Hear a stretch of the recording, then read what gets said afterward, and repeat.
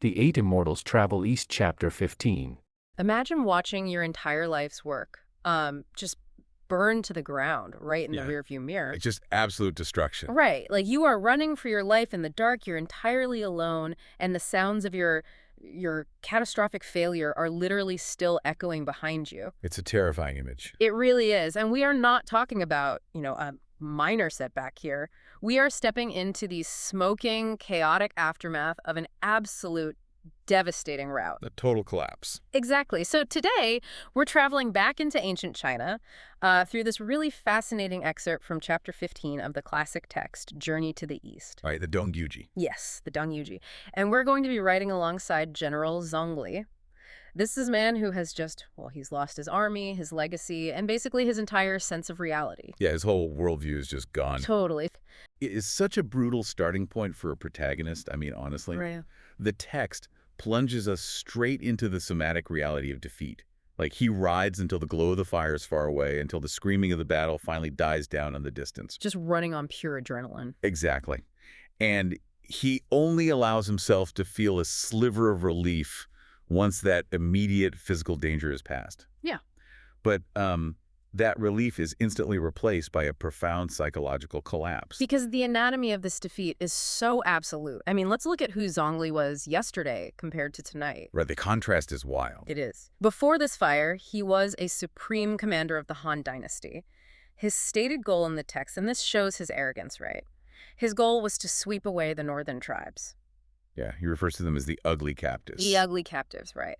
And he wants to, quote, clear the universe of threats.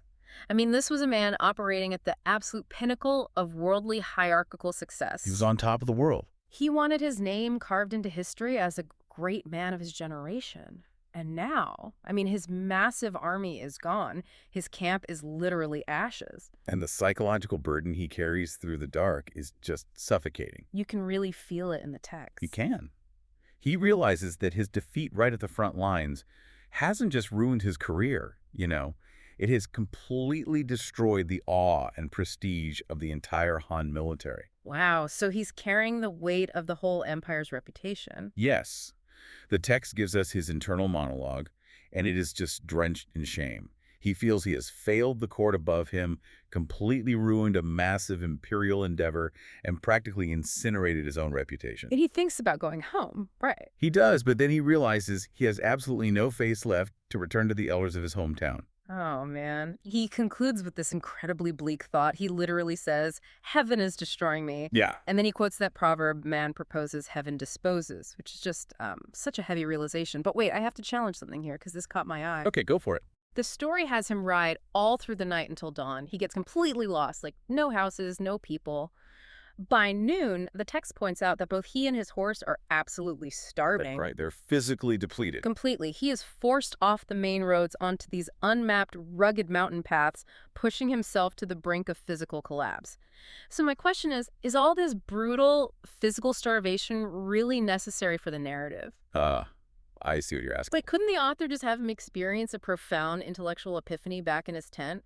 Why force the literal physical breakdown? That's a great question. But, an intellectual epiphany leaves the ego entirely intact. Oh, really? How so? Well, think about it. A general sitting comfortably in a tent can rationalize a defeat.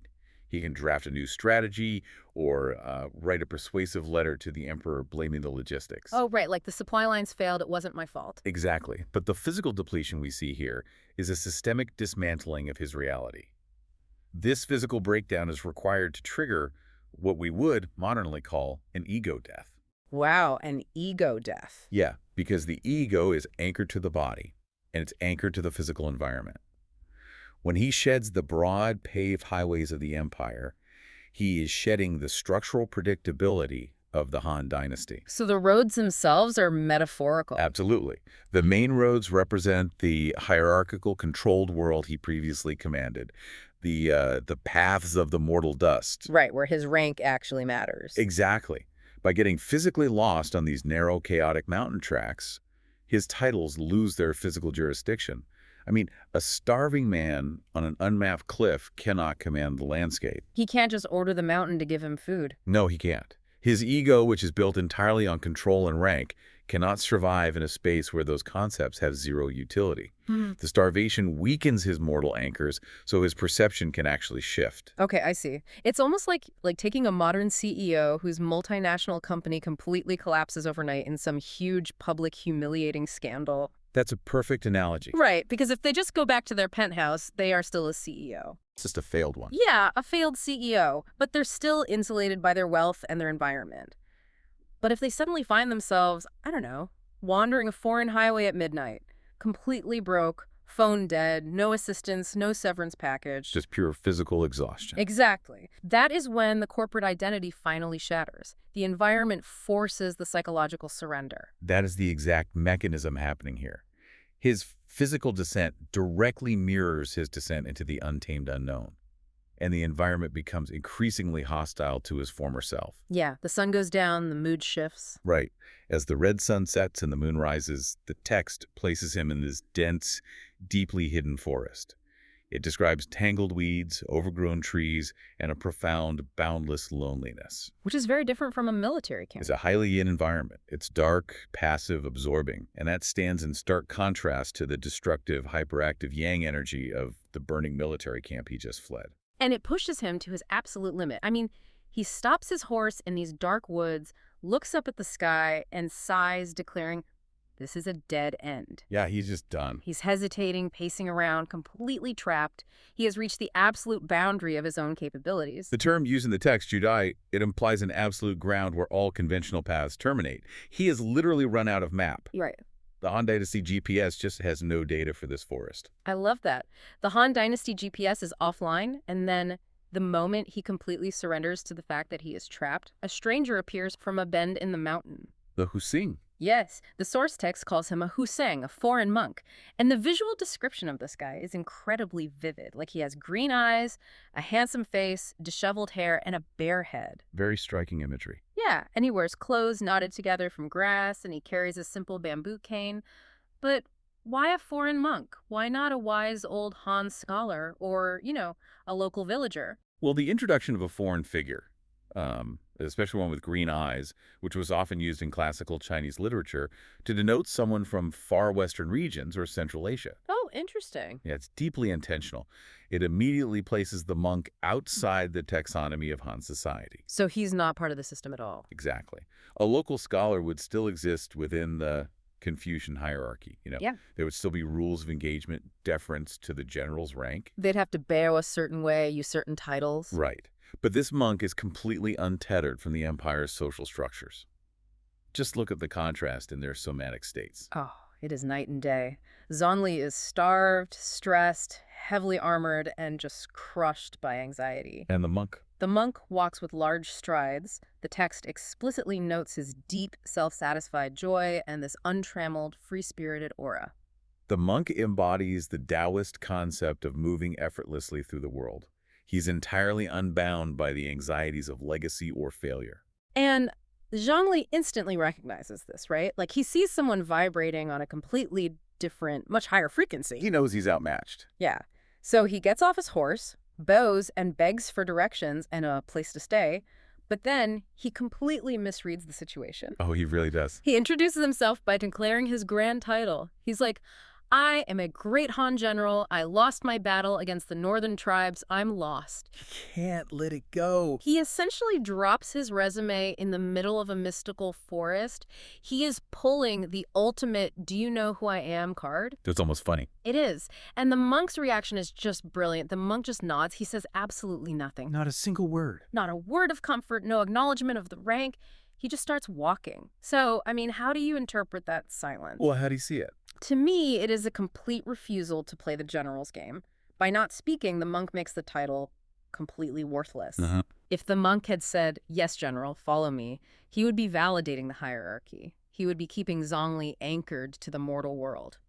So the silence is basically a weapon against the ego. It essentially says, your currency has no value in this forest. That is a really crucial insight.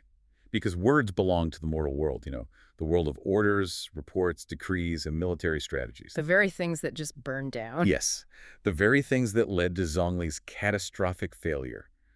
By turning and walking, The monk forces the general to stop analyzing his failure. Just shut up and walk. Right. He forces him to stop asserting his broken identity and to simply inhabit the present moment. He must follow, not lead. Which has to be so hard for a general. But he does it. The silent monk leads him further away from the main roads, deeper into isolation, for several miles until they reach this secluded village estate. The threshold. Yes, this is the crossing of the threshold. And it is only here, right at the boundary of this new space, that the monk finally speaks. And what he says is a masterful, brief handoff. It really is. He points to the estate and says, "This is the place where Mr. Dongwo attained the Tao. General, you can rest respectfully here." And that's it. That's it. He gives him a singular instruction to rest respectfully, bows, and just walks away. He brings Zhongli to the exact point of transition, delivers the context of the space, and immediately removes himself. Why does he leave so fast? So he doesn't become a new object of attachment for the general. Zhongli has to do the next part alone. Wow. And the space itself is stunning. I mean, after the screaming, burning camp and the tangled, starving darkness of the forest, the text bombards us with a radical sensory shift. It's a beautiful imagery. It describes a sanctuary entirely isolated from the mortal dust. There are exotic flowers, strange grasses, the deep fragrance of orchids and osmanthus. Such a shift from the smell of smoke. Exactly. And the colors are incredibly vibrant, like tender greens and bright yellows that rival the finest silk. There's a clear, flowing spring flanked by neat rows of pine and cypress trees. We need to look closely at the cognitive effect of this sensory shift, though, because this is not just pretty scenery. No. What is it doing? It is an environmental mechanism designed to force the nervous system out of a fight-or-flight state and into a state of awe. Ah, that makes so much sense. Think about the specific flora mentioned. The pines and cypresses are evergreen, right? In Chinese literary tradition, they represent longevity, spiritual endurance, and resilience. Which is the total opposite of his military career. Exactly. They stand in direct opposition to the transient, easily destroyed glory of the Han military camp. And that flowing spring represents continuous, pure energy, which is a stark contrast to the stagnant, tangled dead end he was trapped in just miles back. The text actually observes that walking into this estate feels like paths opening up to another dimension. Yeah, it's surreal. It says the space is so tranquil you cannot tell if you are still in the human world or if you have stepped into heaven. Like, the realms are completely blurred. It is absolute liminality. And that liminality is required for transformation. He is no longer in the empire of the Han, but he hasn't fully attained the Tao either. He's stuck in the middle. He is in the antechamber of the divine. The environment is doing the heavy lifting of his spiritual rehabilitation. And it totally works. You can see the somatic change in Zhongli right away. It's immediate. A day ago, he was a loud, commanding presence directing tens of thousands of troops, trying to bend the universe to his will. And now, he leisurely ties his horse to the front of the estate. Very quiet. Yeah, the text specifically notes he is too afraid to speak loudly, terrified that his voice might disturb the profound peace of the sanctuary. I mean, from commanding an empire to being terrified of breaking the silence. The spiritual weight of the sanctuary commands his respect far more effectively than any imperial decree ever could. That's a great point. He has moved from trying to dominate his environment to being entirely humbled by it. Mm-hmm. The unlearning process has begun. Which kind of makes me reconsider the entire concept of the dead end from earlier. How so? Well, if he hadn't lost the battle, if his map had worked perfectly, he would have ridden back to the capital a triumphant hero. Oh, for sure. He would have been celebrated, promoted, and his ego would have solidified into concrete. He never would have found this sanctuary. Never. He never would have been stripped down enough to even perceive it. Because success keeps us on the paved highways, you know. Whoa. We get blinded by the momentum of our own ambitions. We assume the map is the territory. Right. We think the plan is the only reality. Exactly. The text suggests that the crushing darkness of a total defeat is not actually a punishment, despite what Zhongli initially thought when he cursed heaven. It's not a curse? No, it is a necessary intervention.